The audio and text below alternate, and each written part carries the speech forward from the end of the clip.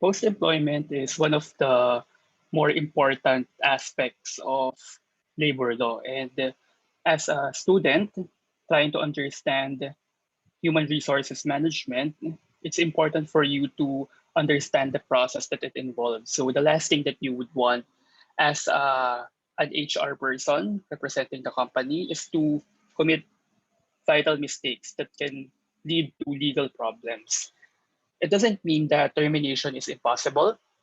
It just means that you have to follow certain standards in order to make sure the legal risks in terminating an employee are managed. At the same time, it's also important to know post-employment concepts to protect yourselves as an employee of your own company, right? So it's important for you to be able to protect yourselves and to situate yourselves in the process of where you are especially if you are facing a notice to explain, for example. So with that, we're going to discuss today post-employment and the concepts specifically of security of tenure and termination of employment. So it's important first to understand the right to security of tenure because this is the whole backbone of the reason why terminating an employee is not so easy. So what is the right to security of tenure? It provides that a regular employee shall remain employed unless his or her services are terminated for just or authorized cause and after observance of procedural due process. So um, there are some things to unpack here. First of all, the right to security of tenure is enjoyed by all employees, but it's usually tied to a right of a regular employee. Because as you would know, there's a probationary period for employees when they onboard a company, and that's usually 6 months. Once they have passed that period, unless they have been advised that they have not met the standards with which they were apprised at the beginning of their employment, they become a regular employee. And being a regular employee comes with it the right to security of tenure at the essential and most important sense, if I would say. The right to security of tenure of the regular employee is perhaps the most guarded right and benefit that no other kind of employee enjoys other than a regular employee. So I'm not saying that the right to security of tenure is not enjoyed by other employees. It's just that if you're a regular employee, then it really comes with all the benefits of the right to security of tenure. Okay, so that necessarily means that you cannot be terminated except for number one, a cause, and that cause may either be just or authorized. And number two, there must be a proper procedural due process, meaning that it must follow the proper procedure before you can be terminated for a cause determined by the employer. So let's go to just causes first because we've established that there needs to be a cause, right? Which could either be a just or authorized cause. So if an employee is being terminated for a just cause, that means that the cause is based on an act attributable to the employee's own fault or negligence. So that means that the employee has done something specifically sanctioned by law to be a cause for termination.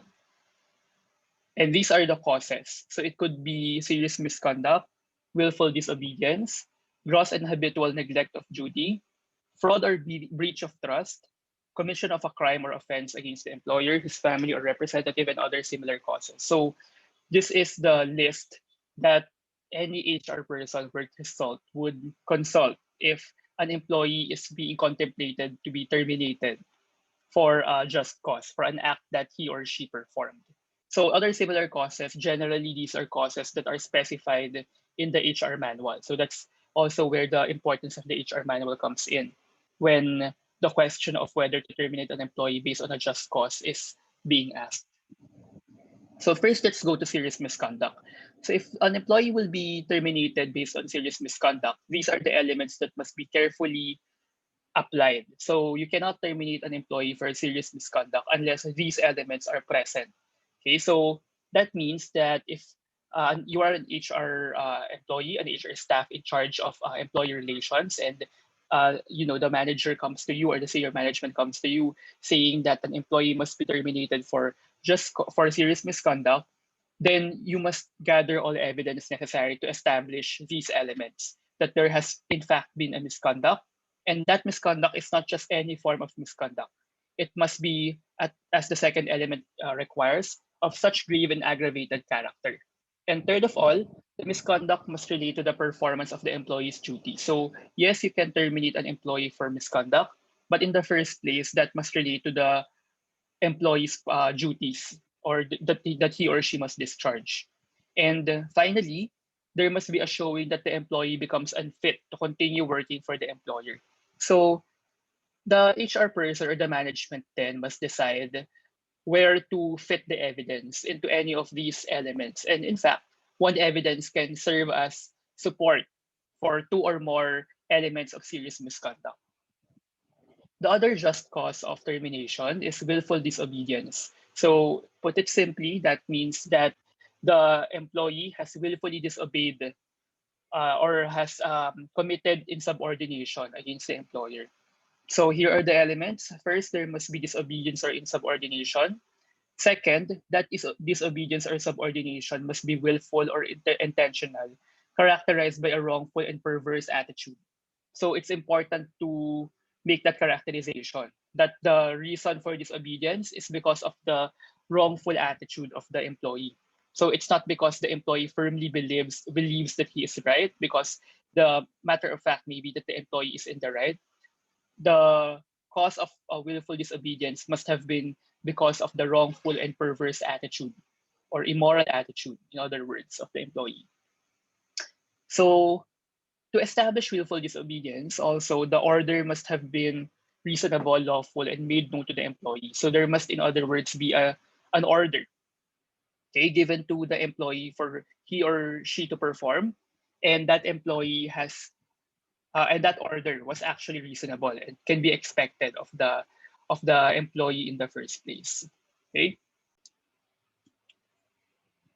So finally, the order must pertain to the duties which he has been engaged to discharge. So, in other words, an employee should have willfully disobeyed an order that he or she is expected to perform in the first place. So, for example, if that employee is an accountant, right, and that accountant is being asked to perform operations related duties, right, which is clearly beyond the scope of the employment, the engagement of employment, then you cannot charge an employee or an accountant of the company with willful disobedience, because in the first place, that order that he was asked to perform was not pertaining to the duties which he has been engaged to discharge. In the same manner, if the accountant is being asked, for example, to doctor the figures or the numbers of the company, right? And in order to facilitate tax evasion at that. So that will not be a lawful order, and the employee is definitely entitled to disobey that order without a charge of willful disobedience or insubordination. So another just cause of termination would be gross and habitual neglect of duty. So put it simply, that employee has neglected to perform his or her duties, and that neglect must not have been for one or two instances, because that will not most likely be enough to merit the termination of the employment of the employee, because that neglect of duty may have been caused by a perfectly valid reason, or it may not even be valid, but maybe for that time being, for that 1 week, the employee was going through a personal problem, but otherwise the record of that employee shows that he has been an exemplary employee. And that's why the law requires that the just cause under the concept of neglect of duty must be gross and habitual in character. So that means there's a gravity that that the neglect cannot just be excused, and at the same time, that neglect must have been habitual in terms of performance. Another just cause of termination would be fraud or willful breach of trust. So as you would think, this means that the employee is in a position of trust in the company, and the employee has done something to breach that trust or to perform a fraudulent act, and therefore that employee cannot be trusted anymore. So the elements of fraud or willful breach of trust would be: number one, that employee must have committed an act or he may not have committed an act but omitted to commit an act, or concealed a particular fact. Okay, and those particular acts involves a breach of legal duty, trust, or confidence justly reposed on that employee, and it must be committed against the employer or his or her representative, and must be in connection with the employee's work. So an example of this would be if you are a premises and facilities manager. Obviously, that means you are in charge, right, with how the security of the facility or the company premises are being upheld. And because you know someone, and you felt that that person was your friend, you allow that person to come into the office even against company policy. So that just means basically that at the end of the day, the company may not be able to trust you anymore, because if you are tasked with protecting the security of the company, right, and you have just let someone slip through the cracks without any reasonable explanation, then there's definitely reason for the company to believe that their trust or confidence reposed on you as the premises and facilities manager has been breached, and therefore there is no choice but for you to be terminated. Another analogous or similar reason to that would be loss of confidence. So here, there must be an act, omission, or concealment, and that act, omission, or concealment justifies the loss of trust and confidence of the employer to the employee. Okay, so in a similar sense, you have been trusted and that trust is now lost, right? And the employee concerned must in the first place be holding a position of trust and confidence. And the loss of trust and confidence should not be simulated. So that simply means that the employer cannot manufacture a reason, right? There must have been an actual act on the part of the employee that have caused the loss of trust and confidence, because it's quite usual for a company to just invent a reason for supposedly losing the trust and confidence of the employee just because they want to get rid of that person. So the evidence must be well supported, and this is where facts are important. And along with that, it should not be used as a subterfuge for causes which are improper, illegal, or unjustified. And finally, the loss of confidence, the cause of the loss of confidence, must be genuine and not a mere afterthought to justify an early action taken in bad faith. So, what this is saying is that if the employee has really performed or committed something which is unforgivable, then you must have triggered the proper ground for termination due to just cause. Okay, you cannot belatedly say that belatedly manufacture an incident which supposedly loses the trust and confidence of the employer in the employee. So, in other words, you must not um, wait and dilly-dally, right? And then later on decide that you want to get rid of the employee after all and just invent a reason or a fact that supposedly results in the loss of confidence in the employee. Okay, so another just cause would be the commission of a crime or offense. So there must be an act or omission punishable or prohibited by law, and the act or omission was committed by the employee against the person of the employer, any immediate member of his or her family, or his or her duly authorized representative. So this is interesting because the just cause of termination because of a commission of a crime or offense must have been a crime committed against the employer himself or herself, or the relatives of the employer.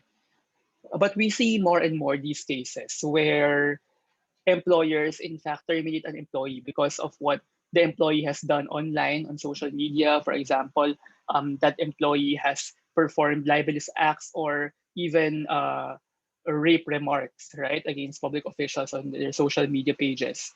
Obviously, that's unforgivable, right? But the question now is whether those separate or disparate well, I wouldn't say they are even crimes in the first place, but they are malicious acts performed by the employee, enough reason for them to be terminated under this particular just cause. Okay, so that's debatable, and I would say that that's not allowed even because the standard set by law when terminating an employee for the commission of a crime or offense does not relate to any crime or offense in general. It's restricted to crimes that were committed against the employer. Um, there was another incident in the US recently where a high ranking employee, that person was part of the senior management, I believe, of the company.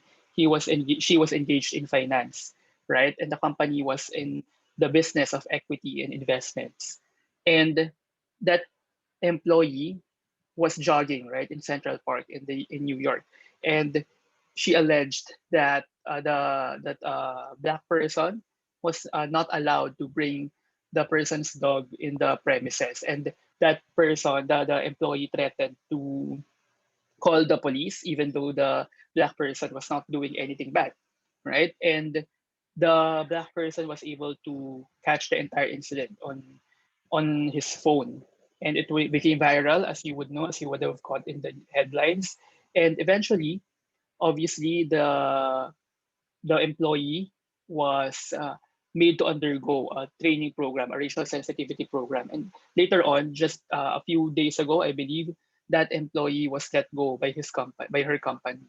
So obviously, I'm not well versed in US law, US labor law, so I wouldn't know if that's in fact a valid ground for termination. But I do know for a fact that that woman has since filed a case against the employer. But in the Philippines, would a similar action by the employer be allowed? Not under this particular cause. But keep in mind that there's a catch-all phrase under just causes, and that's analogous causes. So what this means is that there must be an act or omission similar to those specified just causes, which we just discussed earlier. And the act or omission must be voluntary and or willful on the part of the employees. Okay? And this is important, the last element. No act or omission shall be considered as an analogous case unless expressly specified in the company rules and regulations and policies. So I would argue that if you could not terminate an employee for performing malicious acts over the internet, that puts the company in ill repute, right? Because obviously that employee may be commenting those malicious and condemnable messages online. But the fact is that he or she carries with him or her the values of the company, right? And the fact is that you can easily search where that person is connected or employed in, and automatically you will make a connection between the employee and the company. And what the employee says may arguably be considered by the public or perceived by the public as representative of the values of the company. So therefore, if that's the route you want to go, then put it in the company policy, the HR manual, right? That any malicious messages that you post on the internet is in fact a ground for you to be terminated. Okay? Without obviously at the same time that would run into questions of whether that violates the employee's freedom of speech. But that's a constitutional question that has not really been settled by the Supreme Court.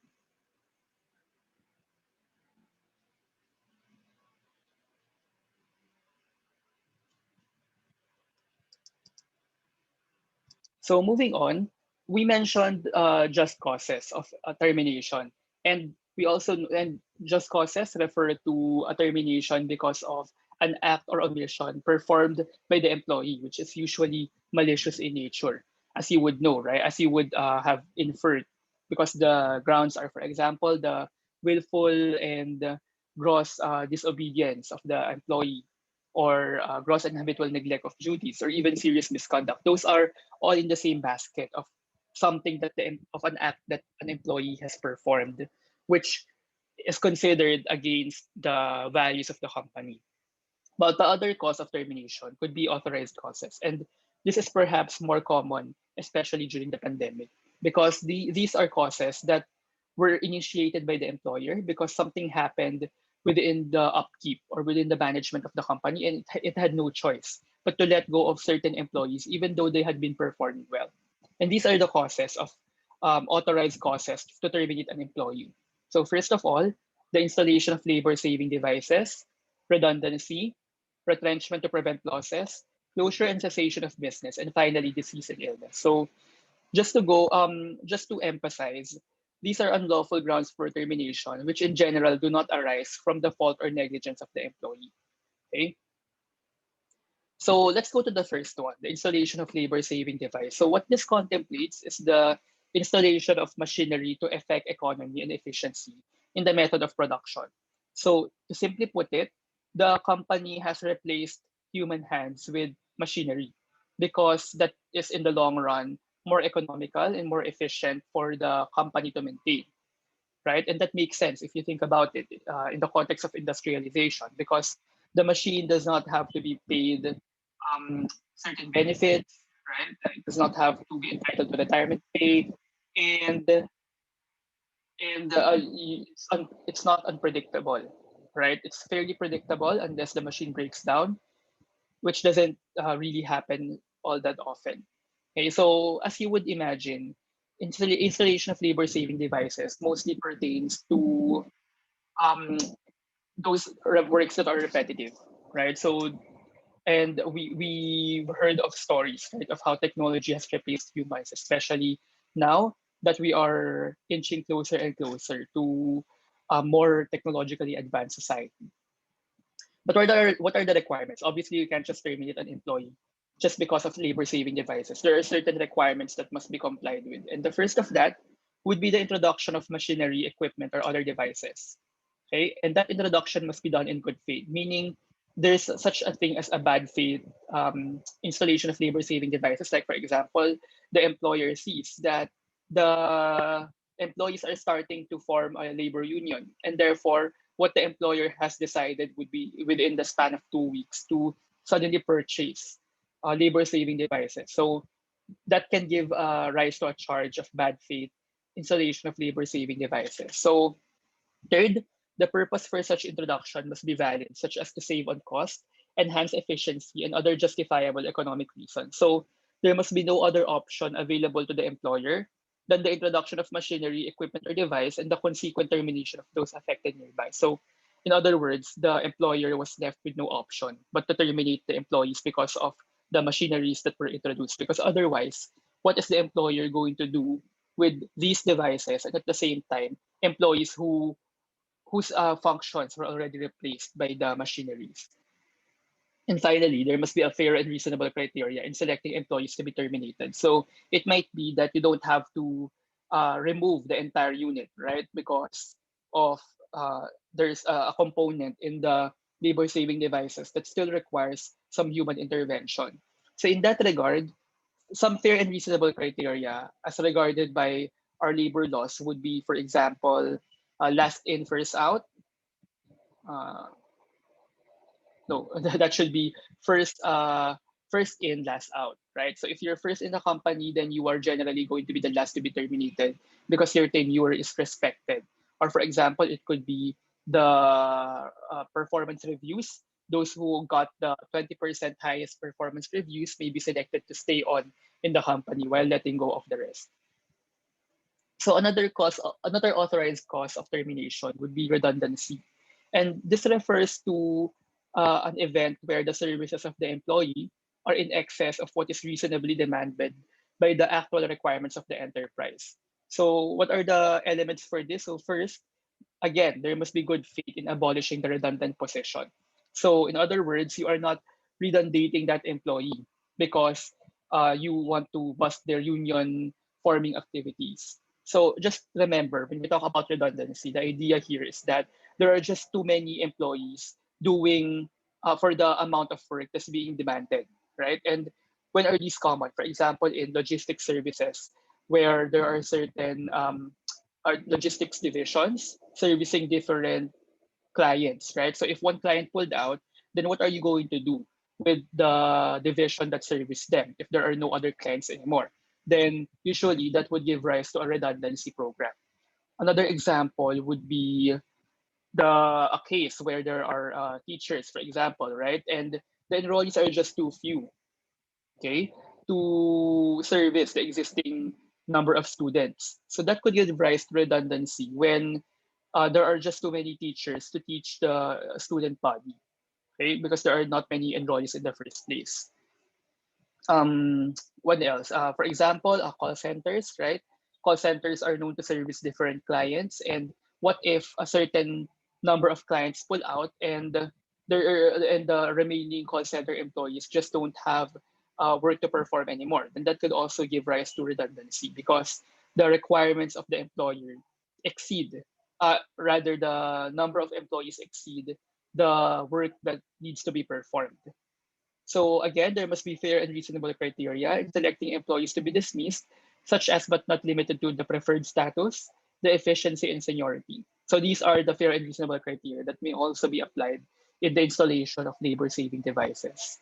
And third, there must be adequate proof of redundancy, such as but not limited to the new staffing partner, feasibility studies or proposal on the viability of the newly created positions, job description, and the approval by the management of the restructuring. So there must be supporting evidence to show that the employer has conducted studies to show that even in the near term, the services will not exceed will not meet even the number of employees in the company.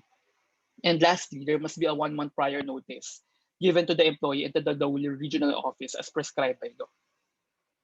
So the third requirement, the third authorized cause would be retrenchment.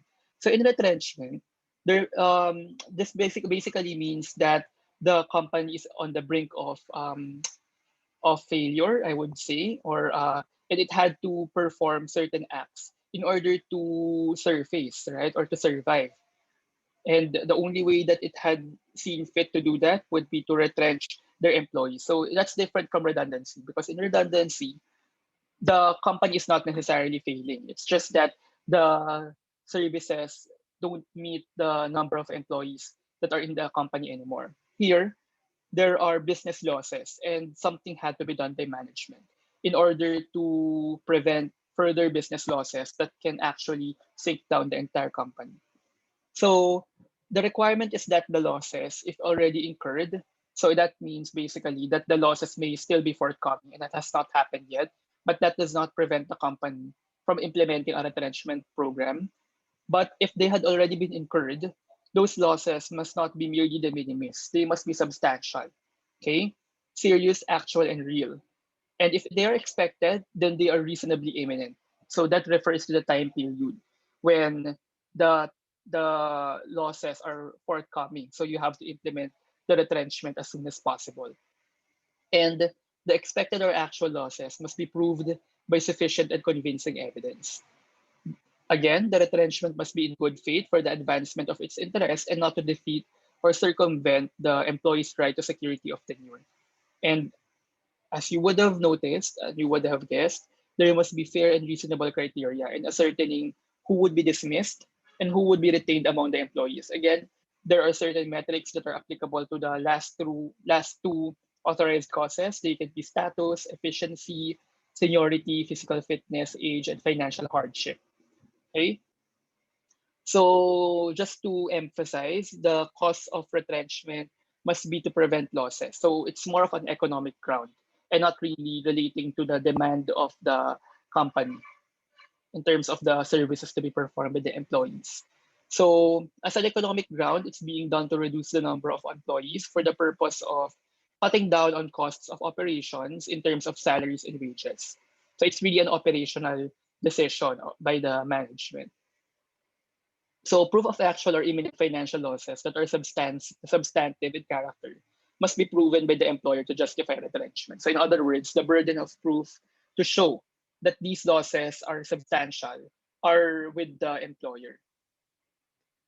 So obviously, if the establishment is closing, then you have no choice but to terminate the employees. And that's another authorized cause for termination.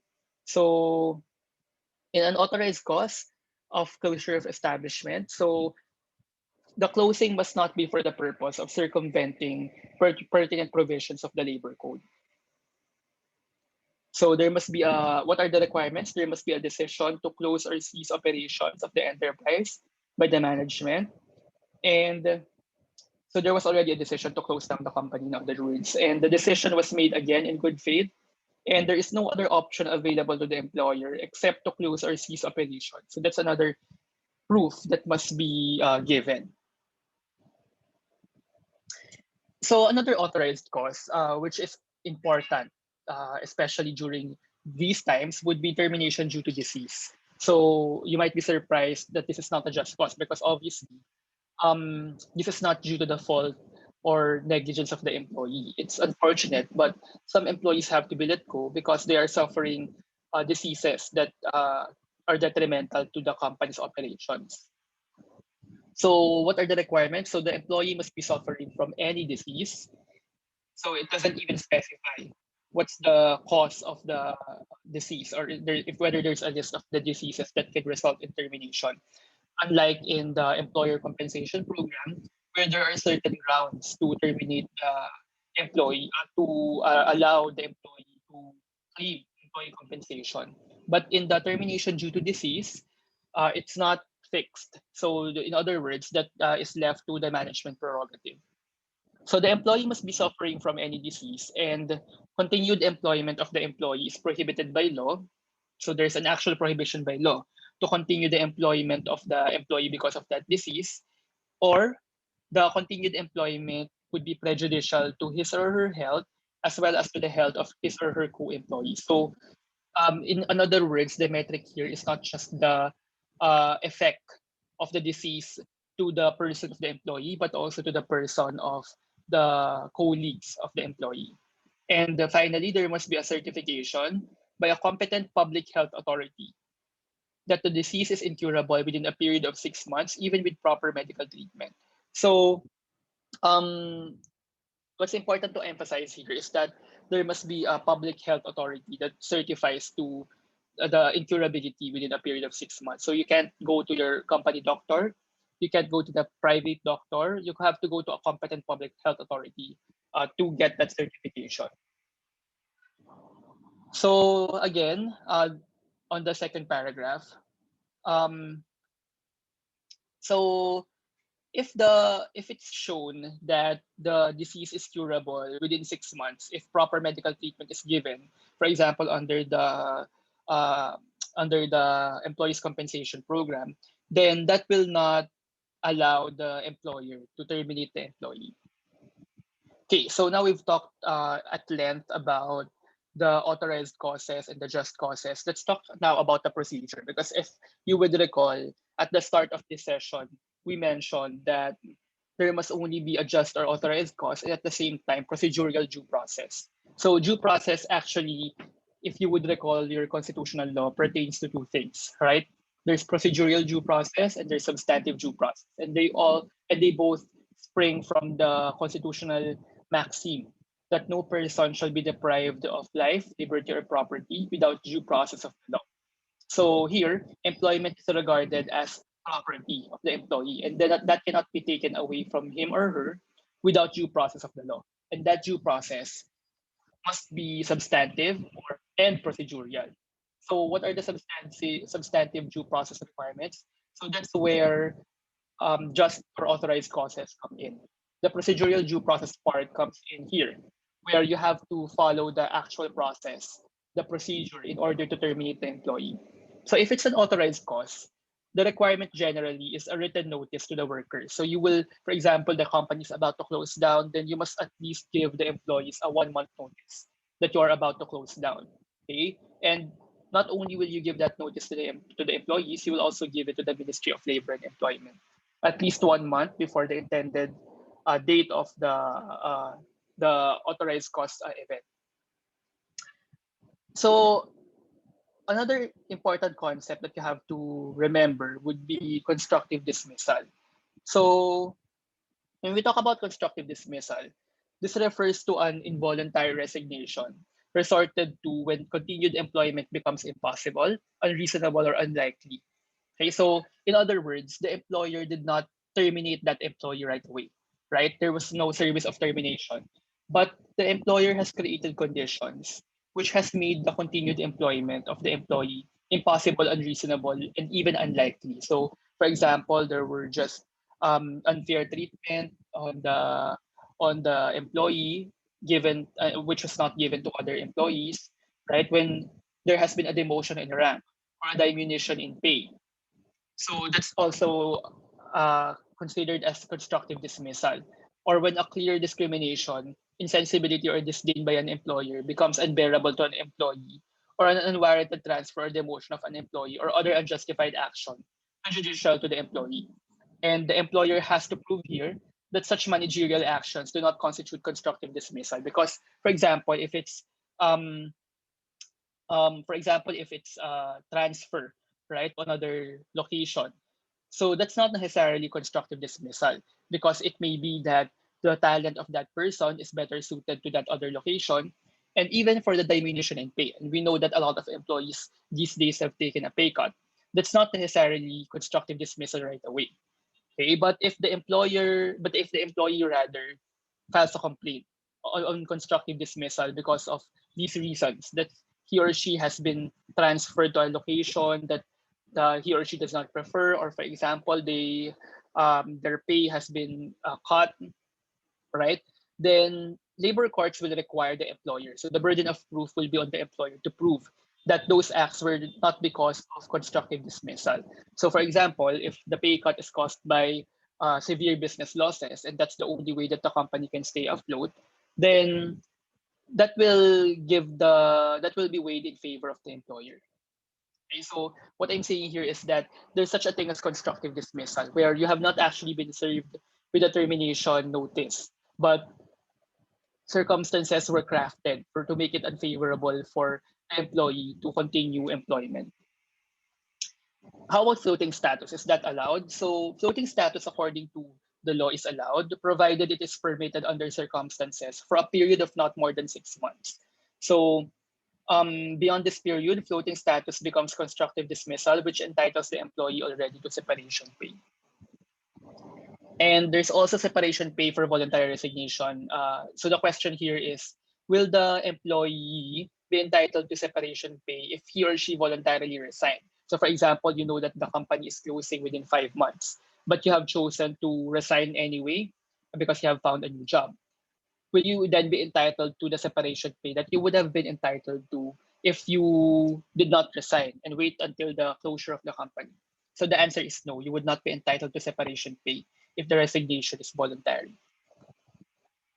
How about quit claim? So sometimes the employer and the terminated employee does not wish to pursue further cases, and they have decided to just settle their differences by paying damages that they have settled out of court or before the conciliator. And therefore, thereafter, the employee will be asked to sign a quit claim, right? Or even when you are resigned with the company, right, and you get your final pay, you will be asked to sign a quit claim.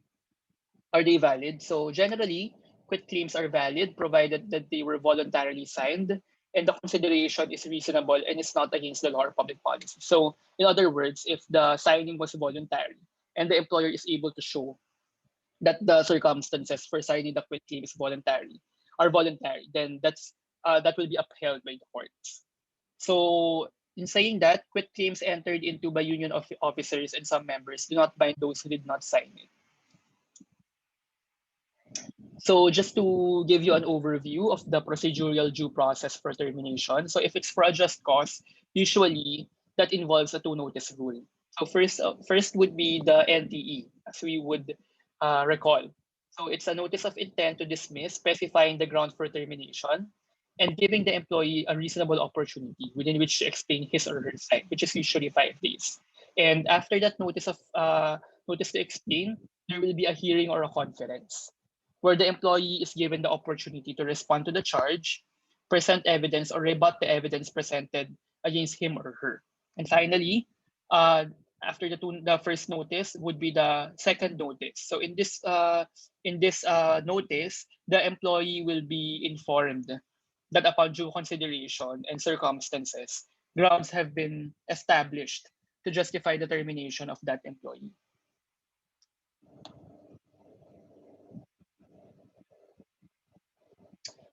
So if it's a termination for an authorized cause, as I mentioned, generally the requirement is satisfied by providing one written notice of dismissal to the employee, specifying the grounds at least 30 days before the termination of the employee because of the authorized cause. And the copy of the notice must be furnished to the regional office of the Department of Labor and Employment where the employer is located. And keep in mind that if the employee was terminated for a just cause and procedural due process was not observed, meaning that there was actually a valid reason for terminating the employee due to a just cause, but you did not follow the two notice requirement. then what will, and that's easy to prove, right? You just show that in fact there was no notice given for a first time and a second time, and the employee was able to show that in court. Then what will be the consequence to the employee, to the employer rather? So the consequence would be an entitlement to a payment of indemnity or moral damages, or nominal damages rather, not moral damages, in a sum of not more than 30,000 pesos. So this has been established in a previous case, Agabon versus NLRC, where if the employer shows that it was not able to follow the proper process, right, then they will be given nominal damages in the sum of 30,000 pesos. If it's failure to observe a procedural due process in an authorized cause termination, the damage that the employer has to pay is 50,000 pesos.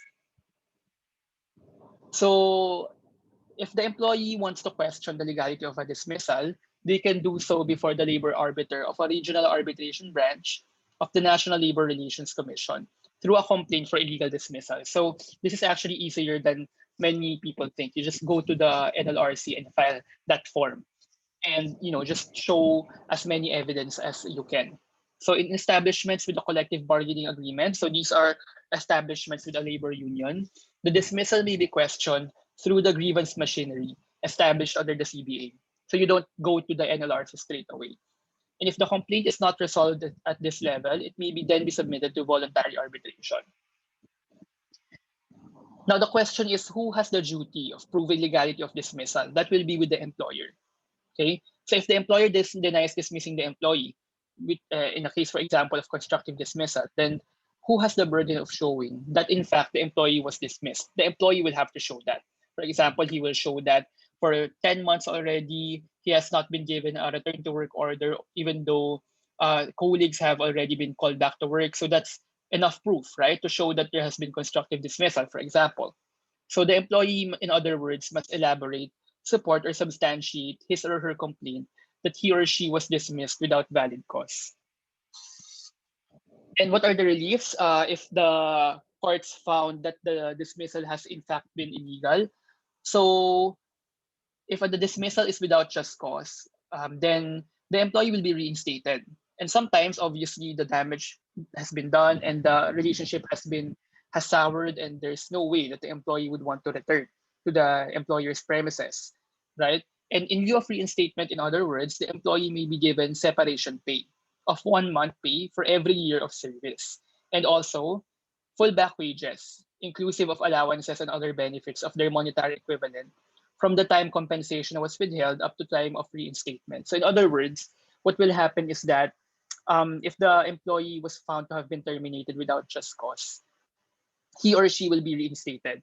Or he or she may choose not to be reinstated, but he must be given separation pay. Aside from that, the employee terminated without just cause is entitled to full back wages. Okay, from the time of the wrongful dismissal up until the judgment of the court. Okay, and in addition to that, damages if the dismissal was done in bad faith. So you see here how much the employer might be required to pay because of a wrongful termination, and that's why, for example, if you are in that role in the HR department, you must carefully follow the process and consult with a lawyer as necessary before haphazardly terminating an employee. Or you must be careful not to be considered or construed as constructively dismissing an employee. And therefore, you must follow the metrics or the standards to prevent constructive dismissal if, in fact, the reason for relocating the employee is valid, for example. So what does reinstatement mean? It means restoration of the employee to the position from which he or she has been unjustly removed. And reinstatement without loss of seniority rights means that the employee should be treated in matter involving seniority and continuity of employment as though he or she had not been dismissed from work. So if that means that an employee would have been promoted all the time after 5 years and the case took 3 years, then still the employee must be promoted after 5 years, counting the time of the case.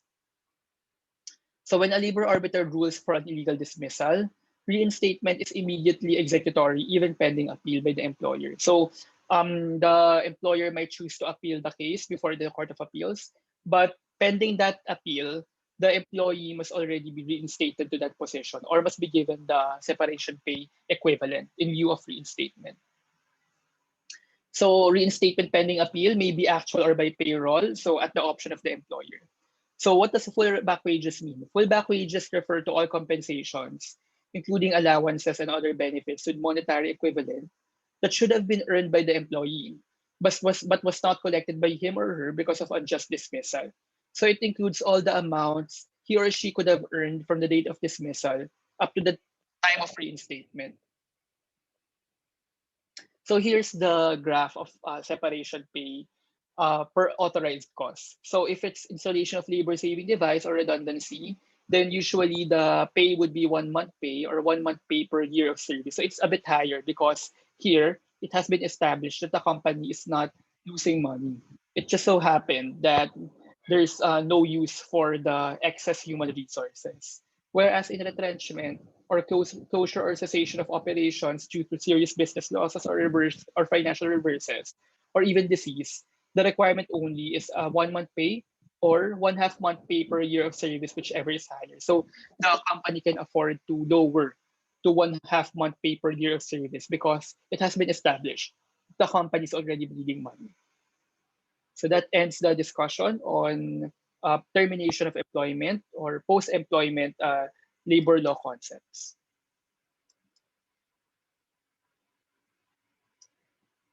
So just